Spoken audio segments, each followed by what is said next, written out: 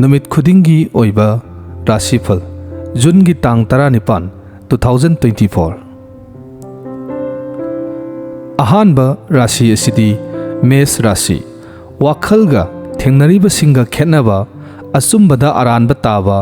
मिसंग सोंथाबा नुमितनी थबक मसा मसादी पांथोकलगनी कलकपा यामलगनी पाखंग लैसाबीसिंगी मत खेनगनी महिरोइसिंगी वाखल फक्सिली मथंगी राशि असिना वृष राशि सयेनबा मरक्ता थौरमदी पांथोकलगनी लुसिंगबसिंगना सानबीरगनी लमसत्पा मी तिनबदी कानगनी पोट लैबा यागनी इमुंगदा शांति लैरगनी पाखंग लैसाबीसिंगी वाखल कानगनी महिरोइसिंगी होननिंगनी मथंगी राशि असिना मिथुन राशि हक्सांग वाखल थबक थौरमदा अफबा नुमितनी होनाजमन कानबा फंगलगनी मकोक ओइबिसिंगना नुसिबीरगनी मिंगसु चटलगनी पाखंग लैसाबीसिंगी नुसिनगनी महिरोइसिंगी लौसिंग हेंगलगनी मथंगी राशि असिना कर्कट राशि हेना लुसिन खनबा वाखल लांगबा नुमितनी लमसत्पा हैसिंगनी अचौबसिंगना चालबसु सागैना यिंथिगनी यसिनबा यामलगनी शांति लैते पाखंग लैसाबीसिंगी लौ तौनगनी महिरोइसिंगी वाखल फक्सिल्ली मथंगी राशि असिना सिंह राशि चेक्सिना होनाजगनी मकोक ओइबसिंगना नुसिबीरगनी चसोक चसिनदा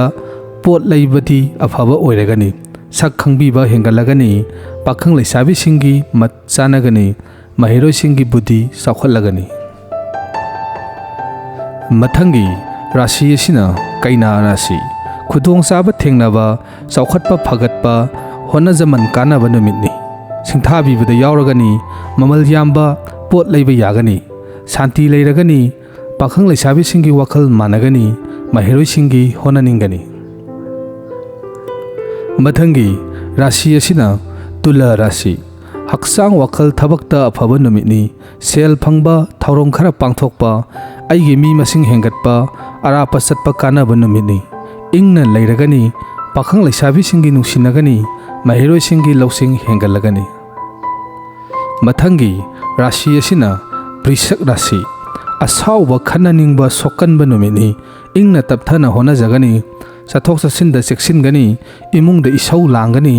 पाखंग लैसाबीसिंगी मुक्नगनी महिरोइसिंगी वाखल फक्सिल्ली मथंगी राशि असिना धनु राशि तपना इंगना वाखल खल्लगा थौरम पांथोकनबा होनाजगनी सेल फंगबा खरा चटपा कोक साबा कलकपा यामबा नुमितनी थबक्ति पांथोकलगनी पाखंग लैसाबीसिंगी लौ तौनगनी महिरोइसिंगी वाखल थोकते मथंगी राशि असिना मकर राशि चौखटपा फगटपा थौरम अरुबा माइ पाकना पांथोकपा अनौबा पोट लैबा याबा नुमितनी मतेंग पीबीबा हेंगलगनी शांति लैरगनी पाखंग लैसाबीसिंगी अमता ओइरगनी महिरोइसिंगी होननिंगनी मथंगी राशि असिना कुंभ राशि हक्सांग थबकता अफबा नुमितनी चयनबदा माइ पाकपा मिंगसत हेंगटपा सागैना चानबीबा नुमितनी लम चटपा मी तिनबदी कानगनी पाखंग लैसाबीसिंगी नुसिनरगनी महिरोइसिंगी लौसिंग हेंगलगनी मथंगी अरोइबा राशि असिना मीन राशि वारौबा साउबा लोइनरगनी सेल पिथोक पिसिनदा हैसिंगबा फंगनी सोक्तनबा होनाजगनी सागैना यंथिगनी शांति लैते पाखंग लैसाबीसिंगी मुक्नगनी महिरोइसिंगी होननिंगदे।